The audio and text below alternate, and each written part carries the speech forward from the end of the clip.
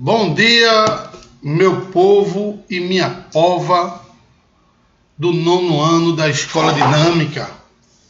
Vamos iniciar agora a nossa aula de Geografia. Mas antes de iniciar, eu queria fazer uma enquete com vocês, que pediram para mim, Dona Fátima pediu para mim fazer essa enquete com vocês. Eu não sei qual a finalidade, mas ela deve ter alguma lá, não sei qual é. Ela me pediu, então eu vou fazer. Ela pediu para eu perguntar a vocês e que vocês respondessem. Pode ser lá no aplicativo da escola, ou até mesmo no WhatsApp de Magda, de Magna. O aplicativo é uma enquete, na realidade. Uma enquete diz o seguinte. Eita, o negócio é caindo aqui.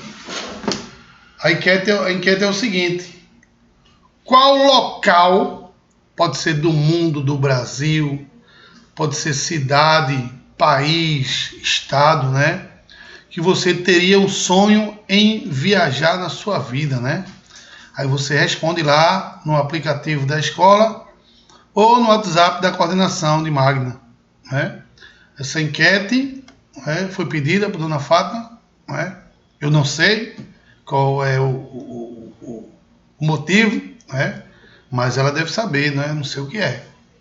Então respondam lá, Ela simplesmente pediu para eu fazer. Então, vocês respondam e coloquem lá qual é o país, ou cidade, ou estado do Brasil ou do mundo que você gostaria de conhecer. Porque na realidade tem pessoas que têm um sonho de conhecer a Paraíba, O sonho da pessoa não é conhecer a Europa, é conhecer a Paraíba. O meu sonho é conhecer a Paraíba. Pode ser, por que não? O meu sonho é conhecer uma cidade aqui do interior de Pernambuco, Garanhuns, Não sei. Cada pessoa tem um sonho diferente, cada cabeça. Então, é importante que a gente saiba. Eu, por exemplo, o meu sonho, na realidade, é conhecer todos os estados do Brasil, Meu sonho é conhecer todos os estados do Brasil. Tive a oportunidade de conhecer todos os estados do Nordeste, Conheço o Nordeste do Maranhão até a Bahia. Já viajei por muitos estados. Mas o meu sonho realmente é conhecer todos os estados do Brasil. Não tive a oportunidade, mas ainda estou vivo, ainda vou realizar. Não tenho nenhum interesse em sair do Brasil, conhecer qualquer outro país por aí afora, porque eu acho que o Brasil é um país de belíssimas paisagens naturais, É um povo também excelente, Um povo bonito, um povo hospitaleiro, Eu não tenho o menor interesse em viajar para a Europa, para os Estados Unidos. Já fui para alguns países aqui fora do Brasil, mas fui a título de trabalho, Mas vontade mesmo nenhuma. A vontade que eu tenho é conhecer as nossas belezas naturais que nós temos no Brasil, que, diga-se de passagem, não deixa a desejar a nenhum local do mundo. O Brasil possui belíssimas paisagens naturais, que é de deixar a gente de queixo caído, Então, o meu sonho é conhecer o Pantanal, é conhecer o estado de Goiás, é conhecer o Rio Grande do Sul, É conhecer a Amazonas, Morro de vontade. Um dia, quem sabe, eu irei conhecer esses estados aí, vou sair rodando pelo Brasil afora.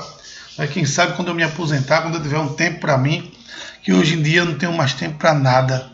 O tempo que eu tenho é só para o trabalho. Mesmo em pandemia, eu estou trabalhando mais do que em épocas que não eram de pandemia. Ontem mesmo eu terminei de trabalhar, comecei a trabalhar ontem, era 6 horas da manhã, terminei era de 2 da madrugada. É uma loucura, é um corre-corre. Mas é assim mesmo, a gente quer vencer na vida, a gente quer batalhar, quer pagar nossas contas, temos que correr atrás, Tem que ter o nosso dinheirinho para ter o pão de cada dia. Importante na vida do ser humano. Então hoje a gente vai começar a falar aqui, de novo, Vamos começar a trabalhar aqui o continente africano, que é um dos maiores continentes do mundo, não é? É o maior continente do mundo, né? Localizado entre os trópicos, ele possui uma área de 30.221.532 km², dos quais aproximadamente 20% das suas áreas são compostas por desertos. E aí eu vou ter o deserto do Atacama, o deserto do Kalahari, o deserto da Namíbia e o deserto do Saara, que constituem os desertos que fazem parte do território africano. Só o deserto do Saara constitui cerca de 9.200 km², área superior até o território brasileiro, né? O território do continente, do deserto do Saara, né?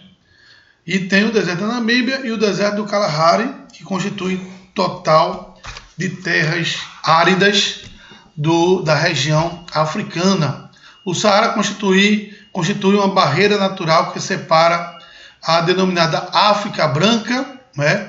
Região habitada pelos povos árabes, ao norte, nas bordas do mar Mediterrâneo, e a África Negra localizada ao sul, habitadas por povos negroides, também chamada de África subsaariana, né? A África subsaariana, que é aquela população que está abaixo do deserto do Saara, né? Constituída basicamente pelos povos negroides, né? Ou seja, de origem negra, né? Que as pessoas têm uma visão de que todo mundo na África é negro. Não. Eu tenho também a porção da África que é constituída por povos brancos, que é justamente a porção norte da África, e também uma parte da África do Sul é constituída por povos brancos também. Em eras primitivas, o continente africano esteve ligado geologicamente à Ásia, né? Posteriormente, o istmo que ligava os dois continentes foi cortado pela construção do Canal de Suez, né? Em 1969, que passou a integrar aos mares vermelhos e o Mediterrâneo. Este último interligado, na realidade, o Mar Vermelho ao Mediterrâneo. Este último ligasse ao Oceano Atlântico pelo Estreito de Gibraltar. Então, construiu esse Canal de Suez, que fez uma ligação do Mar Mediterrâneo com o Mar Vermelho, e o Mar Mediterrâneo é justamente a saída para o Oceano Atlântico, facilitando assim as transações comerciais, né, principalmente entre os países da Ásia com os países da América, né?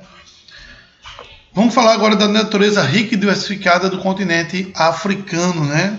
O continente africano é banhado pela porção ocidental pelo Oceano Atlântico, que o separa das Américas, a porção sudeste pelo Oceano Índico, que comunica com a Ásia, na porção setentrional, e pelo Mar Mediterrâneo, que separa a Europa, na porção nordeste, e pelo Mar Vermelho. Apresenta um litoral pouco recortado, com grandes extensões, totalizando 40.142 quilômetros, e com poucas ilhas, dentre as quais destacam-se Madagascar, Seychelles e as Ilhas Maurícios, né? No Oceano Índico, as Ilhas Madeira e Açores e Cabo Verde, e São Tomé, Santa Helena e São Tomé e Príncipe no Oceano Atlântico, né? São essas as principais ilhas existentes justamente no continente africano. O seu relevo é dominado por maciços planálticos desgastados em virtude da sua antiguidade geológica, né? A altitude desses planaltos amenizam as temperaturas, porém diminui a pluviosidade, né? Porque funcionam como barreira orográfica, impedindo a penetração de nuvens dentro do continente, e aí, consequentemente, eu tenho a formação de planalto que funciona como uma barreira orográfica, como ocorre aqui no planalto da Borborema, né? Uma grande barreira orográfica que impede a penetração das nuvens no interior do continente, provocando uma aridez muito grande na região do semiárido nordestino. Na porção centro-oriental do continente destaca-se o Vale do Rift, resultante da ação tectônica atualmente preenchido por águas que formam o planalto de Grandes Lagos, onde destaca-se o Lago de Tanguanica, não é? São lagos de grande importância, né? Justamente para a produção de água potável para a população local, não é? Nessa região encontramos o Monte Kilimanjaro, o colosso vulcânico com cerca de 5.895 metros no extremo noroeste, que situa-se a cadeia do Atlas, de formação recente, cenozoica e terciária, né? Foi como formou-se essa cadeia do Atlas aí no território africano, ok? O espaço natural que compõe a região do Maghreb é constituída pelos seguintes países: Marrocos, Tunísia e Argélia constituem o chamado território do Maghreb, né? Já na porção meridional destaca-se a cadeia do Declanberg, também conhecida como a cadeia do Cabo. Então, essas formações são constituídas justamente nessa região aí do território africano. A África possui climas predominantemente quentes o ano todo, equatorial tropical, isso decorrente da sua posição alongada entre latitudes, pois os continentes recortados pela linha do Equador, na porção central, e pelos trópicos de Câncer no norte e Capricórnio ao sul. E a região africana, né, ela tem um clima simétrico. Como é assim, professor? Um clima simétrico. E como ela é cortada no centro pela linha do Equador, se eu tivesse a oportunidade de fechar o continente africano no meio, os mesmos ciclos climáticos que estão no hemisfério sul vão aparecer também no hemisfério norte e vão se chocar igualzinho. Por isso que os climas são considerados simétricos, não é? Nessa região. O clima equatorial domina a porção central do continente,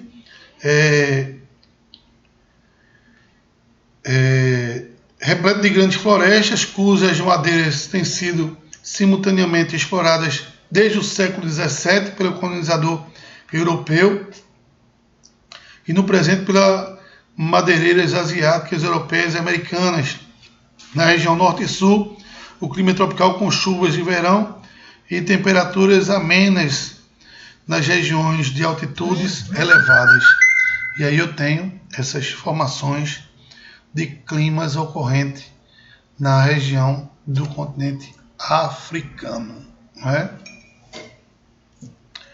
No clima árido, as chuvas desaparecem e a amplitude térmica é bastante elevada. O que é amplitude térmica? A amplitude térmica é a diferença entre a maior e a menor temperatura diária. Durante os dias, são as temperaturas muito elevadas, à noite a temperatura cai consideravelmente, né? E aí eu tenho essa diferença de temperatura entre a maior e a menor, é denominada de amplitude térmica, né?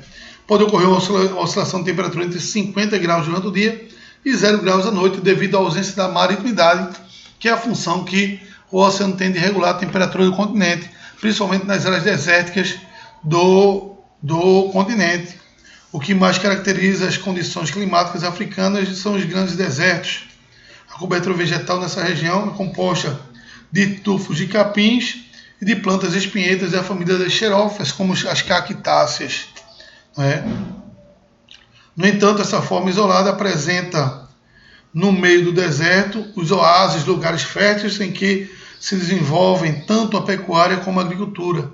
Esse fenômeno é possibilitado pela presença de lençóis freáticos, ou seja, as águas subterrâneas que emergem formando volumosos lagos que são imediatamente aproveitados pela irrigação e terras, né? A localização na porção centro-sul do continente, o Saara vem aumentando progressivamente suas áreas com o resultado dos impactos ambientais gerando por práticas agrícolas e pecuárias primitivas e técnicas bastante rudimentares como queimadas pelos nativos para renovar a vegetação do pasto. E aí, consequentemente, eu estou tendo com isso ampliação justamente do deserto do Saara por conta justamente da questão ligada aos impactos ambientais, né? É um fator muito comum que ocorre naquela região ali nas bordas do continente, principalmente na África subsaariana, não é? Uma África pobre, onde as pessoas precisam de terra para desenvolver a agricultura. E aí, consequentemente, acaba ocasionando esse grande e forte impacto ambiental na região. Ok? Ao sul do deserto Saara está a região semiárida localizada como Sahel, né, chamado como Sahel também. Faixa que se estende desde 500 km a 700 de largura, em média 5.400 km de extensão, situada na África subsaariana, entre o deserto Saara ao norte e a savana do Sudão ao sul, e entre ao Oceano Atlântico a oeste e o Mar Vermelho a leste. Essa região é uma das mais pobres do planeta, não é? Mais ao sul encontra-se os desertos da Namíbia e do Kalahari. São regiões secas onde os habitantes nômades deslocam em seus pequenos e magros rebanhos em busca de água e pastagem e alimentação. É um típico dessa região, esse determinado tipo de convívio, né? Pessoas especialmente nômades, né? Pessoas que vivem de um local para outro tentando buscar uma melhor condição de vida em algumas regiões do território africano, já que a pobreza lá é uma pobreza exacerbada, muito exagerada, não é? Em virtude da presença dos desertos, tanto no norte como no extremo sul, a ocorrência de um clima denominado Mediterrâneo, com temperaturas médias entre 15 e 20 graus, com chuvas concentradas no período de inverno, e nesse tipo de clima predominam com característica de vegetação formada por arbustos e também oliveiras, né? As formações vegetais predominam a porção central do continente, são as florestas equatoriais e as grandes savanas. Essas últimas, cartão postal africano. As savanas são formadas por arbustos e herbáceas que caracterizam pela riqueza da vida animal, com animais de pequeno, médio e grande porte, como as zebras, elefantes, girafas, rinocerontes, entre outros animais que constituem a fauna africana, né? Então, são esses, os tigres também fazem parte, não é, em algumas regiões da África, não é? Falar agora sobre a hidrografia africana também, assim como o Brasil, a África também tem grandes quantidades de rios. E o principal, o rio Nilo, né, que recorta o território no sentido sul-norte. A hidrografia é muito abundante e rica, grandes rios como o Nilo, que após banhar terras de Uganda, Sudão, Egito, deságua no mar Mediterrâneo.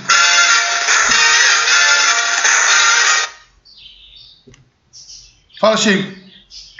Eu vou pegar, tu ia trazer o almoço dela? Não, já está pronto já. Hã? Já está pronto de ontem, ela sobrou para hoje. Ah, já está pronto de ontem. Então, se eu der almoço a ela, tu não vem com nada daqui não, né?